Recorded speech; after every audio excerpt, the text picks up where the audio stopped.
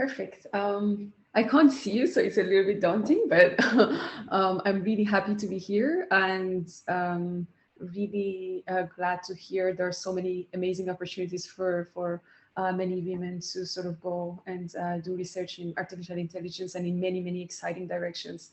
So I'm going to talk about my research journey and hope that I can maybe share with you some lessons learned through my research journey and get you excited about maybe things that I'm excited about. I'm Feryal. I'm a research scientist at DeepMind. I work on reinforcement learning. Don't worry, this is not going to be a technical talk. It's just more, I just want to share with you what I'm excited about. And in reinforcement learning, you have an agent and you have an environment. And usually this agent sort of interacts with the environment and gets observations and sort of does some actions in the environment to change the state of the world. And usually this agent is very goal-directed and wants to maximize its rewards that it gets from the environment. So I also consider myself an RL agent, and I guess going through my career journey and trying things and sort of seeing what works, what doesn't. And if you perhaps look now at where I've arrived and what I'm doing now, you might think sort of I was very goal directed, and I was optimizing this exact reward function that I knew how to get me to where I am. And I just want to tell you that it was much more complicated than that. And my career path was actually very, very chaotic and very disconnected at times and very uncertain. So I just want to maybe talk a little bit about it. So I started, let me see if I can use a pointer. So yeah, I started when I was, let's say, in high school. I was really excited about being a writer. I was convinced I'm going to be a writer. I was reading a lot of philosophy and I don't know, a lot of books and really obsessed with that. And then my parents were very sort of passionate for me to follow maths because I was good in maths somehow. And they thought that should be my career. And basically I started exploring and I was not sure. I got into video games. So it got me really excited about computers and the possibility of, having intelligent agents inside the computer game that you're playing. So it made me excited about computer science. So I decided to do my undergraduate degree in computer science. But while I was doing that, I was also excited about painting and art. So I was reading a lot about that and everything was very uncertain. I also took some modules in cognitive science. I got very, very excited about AI somehow because I thought this seems like a path that has all the aspects that I want: creativity, cognitive science, thinking about the mind. So I did my master's in AI at Imperial, and it was slightly drier than what I expected at the time. It was mostly symbolic logic and sort of people were starting to get excited about deep learning, I guess, at the time, and neural networks. But still, I was thinking like something is missing, and my advisor sort of convinced me that maybe, in order to do AI and sort of get to this intelligent agent that you're dreaming of, maybe we should study, human brain, and that's the only instance of intelligence that we have. And I got convinced, and I was like, yes, that makes a lot of sense. So I switched my direction, which was completely, computer science and AI and machine learning, to computational neuroscience and using machine learning to basically study the brain. So I started my PhD with having these dreams that I'm going to solve, AI, and I'm going to find these algorithms, reverse engineer them from the human brain and apply it to agents. And it was not as straightforward as I thought. And I guess many of you would know that neuroscience is filled with a lot of sort of questions that are growing in size, and there was a lot of sort of in machine learning, when you want to test the hypothesis and sort of check whether your model is learning, you can just try it and many times and maybe fix some variables and change some and understand the effect of things on each other. But in neuroscience, it was like much harder because your agents are now humans, and you have to design experiments and be very careful about sort of how, what is changing, what is their perception of the task that you're doing. And anyway, I'm not going to bore you, but it was like much more complicated than I thought. And I got a little bit disappointed. I felt like I'm not doing well during my PhD. And I guess it was just very uncertain. But I realized at the time that actually I'm really passionate about machine learning, and this should be the thing that I'm doing. And I started sort of, when I was doing my postdoc, I started sort of focusing mainly on reinforcement learning and trying to understand what makes me happy and what gets me excited. And I was much more productive there. And I think it told me what I need to do after that, for my future career. And then also I started applying to these machine learning positions, and I really got excited by a position in Oxford. It was a startup on applying reinforcement learning to study how humans, so basically applying reinforcement learning to mimic how humans behave. And this was led by Shimon Whiteson in Oxford, and it was a very research-focused startup, so I got really excited about that. And I joined very early.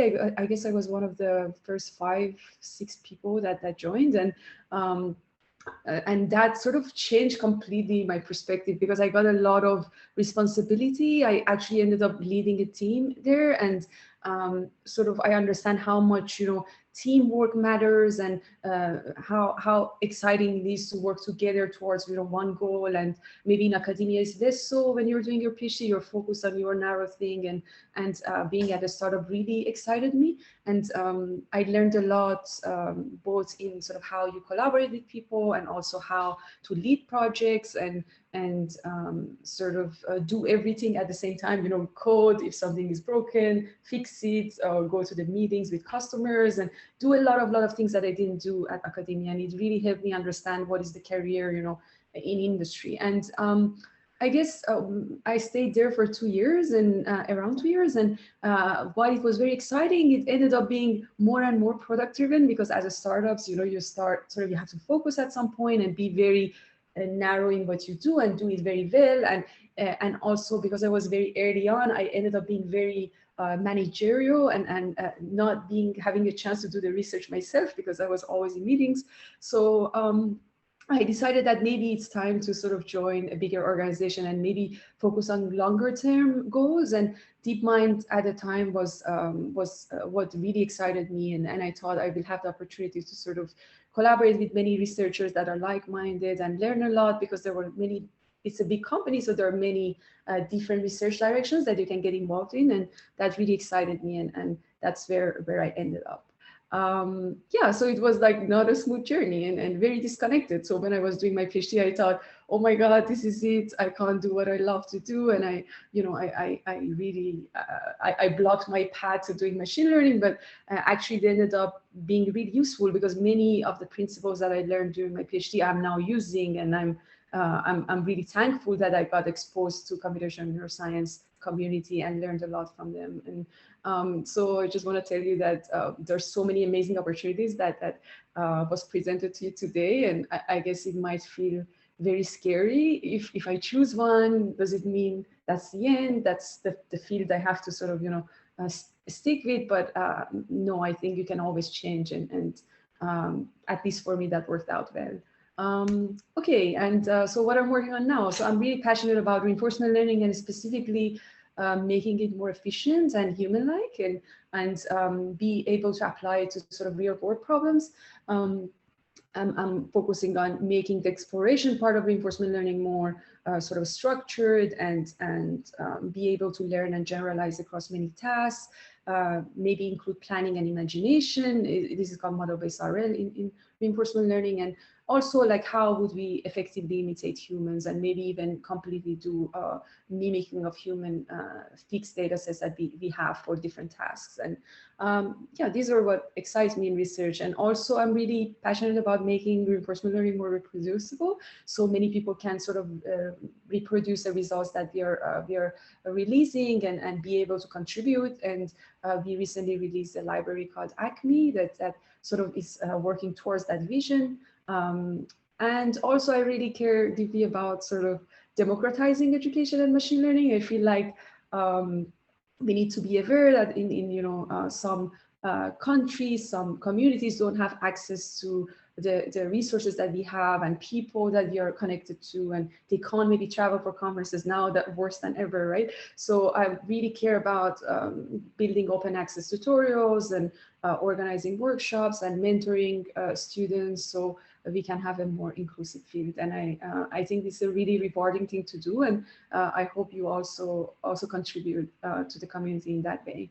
Yeah, and one other thing I wanted to tell you is that I remember when I was watching people giving talks in similar events when I was starting my PhD, I was thinking that, oh my God, they've made it and they know everything and they're experts now. I just want to tell you that I guess nobody around me or people that I interact with feels like a true expert and they think they've made it all. We all are learning and are open to what we don't know and try to improve ourselves. So it's just yeah, I just want to tell you that it's okay to be uncertain and it's always going to be there, because the more you know, the more you realize what you don't know. So these are the lessons that I learned, and I hope it helps you realize that it's okay if you're unsure about the path that you want to take. And the last thing I want to say is that okay, throughout trying very different reward functions and doing some random explorations, I realized that